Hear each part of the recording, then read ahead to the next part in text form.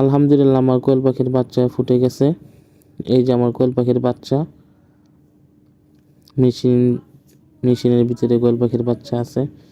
তো ওই জায়গা থেকে আমি সব কিছু নিয়ে যাচ্ছি, খোসাগুলো উঠে নিয়ে দিয়েছি যাতে কোয়েল পাখির চলতে ফিরতে কোনো অসুবিধা না হয়। জায়গাটা খালি করে দিতেছি যাতে হাঁটতে পারে, শরীরটা ভালো করে শুকাইতে পারে। আপনারা কোয়েল পাখির বাচ্চা ব্রুডিং করলে 1 লিটার পানিতে 1 মিলি লাইসোবিট, 1 লিটার পানিতে 1 মিলি দিবেন। 1 লিটার পানিতে 1 মিলি দিলেই যথেষ্ট, তার থেকে বেশি দেওয়া লাগবে না।